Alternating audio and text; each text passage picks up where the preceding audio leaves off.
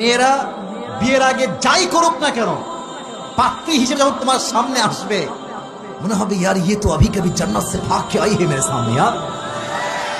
हाथ मोजा, पा मोजा, हिजाब, माशाल्लाह इतनी खूबसूरत लड़की मैं तो कभी भी नहीं देखा यार, এত সুন্দর।